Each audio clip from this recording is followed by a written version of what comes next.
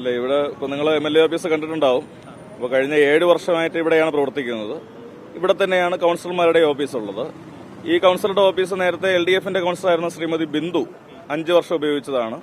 അത് കഴിഞ്ഞ് BJPയുടെ തന്നെ കൗൺസിലർ ശ്രീ മധുസൂദനൻ നായർ അദ്ദേഹം ഉപയോഗിച്ചതാണ്. അദ്ദേഹത്തിന്റെ തന്നെ ഒരു ലേഡി സ്റ്റാഫ് ഇവിടെ വാർഡ് കമ്മിറ്റി ഓഫീസ് സെക്രട്ടറി ആയിട്ട് ഇവിടെ ഉണ്ടായിരുന്നു.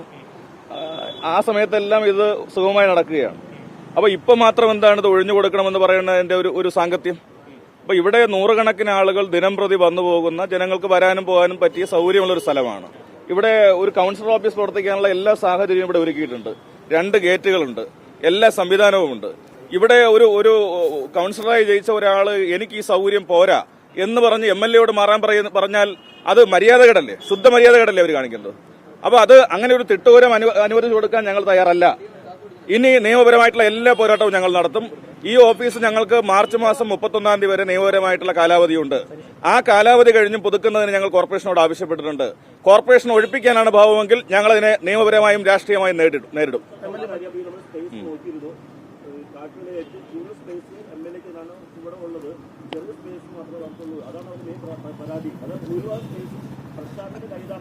അല്ല, ഞാൻ ചോദിക്കട്ടെ, MLAക്കാട്ടി മുകളിലാണോ ഒരു വാർഡ് കൗൺസിലർ?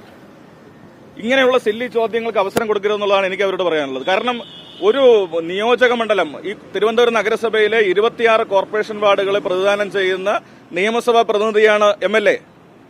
ഒരു ചെറിയ വാർഡിന്റെ പ്രതിനിധിയായിരിക്കുന്ന അവര് ഇന്നലെ വന്ന അവര് മുൻ മേയറായിരിക്കുന്ന അല്ലെങ്കിൽ നിലവിൽ MLA ആയിരിക്കുന്ന ഒരാളെ ഈ നിലയിൽ അവഹേളിക്കുന്ന പ്രസ്താവനകൾ നടത്തുന്നത് ശരിയാണോ? അതുപോലെ അവർ പറയുന്നത് അവരുടെ അലമാരി എല്ലാം വെച്ചേക്കുന്നത് ടോയ്ലറ്റിന്റെ അകത്താണെന്നുള്ളതാണ്. ഇപ്പൊ ഞങ്ങളും പോയി കണ്ടു, ടോയ്ലറ്റിന്റെ അകത്ത്. അപ്പൊ അത്രയും പോലും സ്ഥലപരിധി ഇല്ലെന്നാണ് മുൻ കൗൺസിലർ ഉൾപ്പെടെ പറയുന്നത്. അല്ല, അവര് അലമാര കൊണ്ട് ഒന്ന് ടോയ്ലറ്റ് വെച്ച് ഞാൻ എന്ത് ചെയ്യാൻ പറ്റും? എനിക്ക് അതിലെന്തെങ്കിലും പരിഹാരം? അലമാര വേണമെങ്കിൽ എന്റെ ആളിനെ വെച്ചിട്ട് ഞാൻ മാറ്റി വെച്ചു കൊടുക്കാം. അല്ല, സ്ഥലമില്ലാത്തത് കൊണ്ടാണ് പറയുന്നത്. അല്ല, എനിക്ക് അതിന്റെ മറുപടി ഇല്ല. കാരണം അത് അവരുടെ ഓഫീസ് നേരത്തെ ഉപയോഗിച്ചിരുന്നവര് അതിന്റെ ഒന്നും ആവശ്യമില്ലാത്തതുകൊണ്ട് അങ്ങോട്ട് കയറ്റി വെച്ചതായിരിക്കാം. അല്ലാതെ എന്തായാലും മറുപടി പറയാൻ വേണ്ടി കഴിയും. ഇപ്പോൾ നേരത്തെ ഇരുന്ന കൗൺസിലർ 1-2 മണിക്കൂറായിരിക്കും അദ്ദേഹം അവിടെ ഉപയോഗിക്കുക. പിന്നെ അദ്ദേഹം പൂർണ്ണമായിട്ടും കോർപ്പറേഷനുമായി ബന്ധപ്പെട്ടാണ് നിൽക്കുക. അതിനപ്പുറത്തേക്കുള്ള എന്ത് ജോലിയാണ് ഒരു വാർഡ് കൗൺസിലറായിരിക്കുന്ന ആൾക്ക് ഈ മേയറാവാത്തതിന്റെ നിരാശ ഈ നിലയിലൊക്കെ കാണിക്കേണ്ട കാര്യമുണ്ടോ? BJP അറിഞ്ഞിട്ടില്ലെന്നാണ്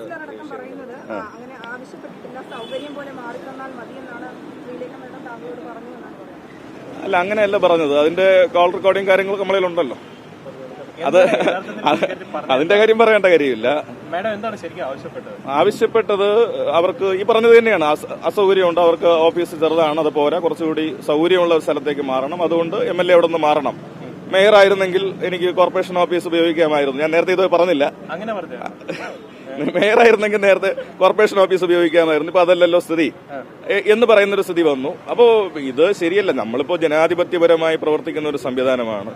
ഇവിടെ MLAയും വിവിധ രാഷ്ട്രീയ കക്ഷികളുടെ കൗൺസിലർമാരും ഒരുമിച്ചിരുന്ന് പ്രവർത്തിച്ചിട്ടുണ്ട്. ജയിച്ചു കഴിഞ്ഞാൽ ജനങ്ങളുടെ എല്ലാവരുടെയും പ്രതിനിധികളല്ലേ നമ്മൾ. അപ്പൊ അങ്ങനെ ഒരു കോർപ്പറേഷനിൽ പോയി കഴിഞ്ഞാൽ BJPയുടെ കൗൺസിലർമാർക്ക് മാത്രമാണോ കാര്യങ്ങൾ ചെയ്യാൻ വേണ്ടി കഴിയുക? അവിടെ മറുഭാഗത്ത് 50 കൗൺസിലർമാരിരിക്കുകയല്ലേ, അവരുടെ കാര്യങ്ങൾ നിർവഹിക്കണ്ടേ? ഞാൻ മേയറായിരിക്കുന്ന സമയത്താണ് ഞാൻ നേരത്തെ നിങ്ങളോട് സൂചിപ്പിച്ചതുപോലെ വാർഡ് കമ്മിറ്റി ഓഫീസ് സംവിധാനം ഉണ്ടാക്കുന്നത് തന്നെ അപ്പോഴാണ്. ഓഫീസ് അനുവദിക്കുന്നത്, വാടക അനുവദിക്കുന്നത്, ഫർണിച്ചർ അനുവദിക്കുന്നത്, കമ്പ്യൂട്ടർ അനുവദിക്കുന്നത്, ഇതെല്ലാം 2015-19 കാലത്തെ മേയർ എന്ന നിലയിൽ അന്ന് നടത്തിയിട്ടുള്ള ഇടപെടലാണ്. അപ്പൊ അതിനെ തുടർന്നാണ് ഓഫീസ് വരുന്നത്. അതിനുമുമ്പ് ഓഫീസ് തന്നെ ഇല്ല. ഏതെങ്കിലും സ്ഥലത്ത് കൗൺസിലർമാർ ഓഫീസ് ഉണ്ടാക്കി സ്വയം ഉണ്ടാക്കിയിരിക്കും. ഇപ്പൊ അതല്ല സ്ഥിതി. കോർപ്പറേഷൻ വാടക കൊടുത്തിരിക്കുകയാണ്. ഞാനും ഇവിടെ വാടകയ്ക്കാണ് എടുത്തിരിക്കുന്നത്. ആ വാടക കൃത്യമായിട്ട് അടച്ചിട്ടുമുണ്ട്. യാതൊരുവിധ നിയമലംഘനവും നടത്തിയിട്ടുമില്ല. ജനങ്ങളെ സംബന്ധിച്ച് ജനങ്ങൾക്ക് ഇതുമായി ബന്ധപ്പെട്ട ഒരു പരാതിയുമില്ല. നന്നായി പ്രവർത്തിക്കുകയാണ്. MLAയുടെ നിലപാട് എന്താണ്? മാറത്തില്ല എന്നുള്ളതാണോ? അല്ല, അത് ഞാൻ ആദ്യം പറഞ്ഞല്ലോ, 31 വരെ കാലാവധിയുണ്ട്. അതിനു മുമ്പ് ഒഴിപ്പിക്കാനാണ് കോർപ്പറേഷൻ ശ്രമിക്കുന്നതെങ്കിൽ നിയമപരമായും രാഷ്ട്രീയമായും അതിനെ നേരിടും. ഒഴിഞ്ഞു മാറാൻ ഞങ്ങൾ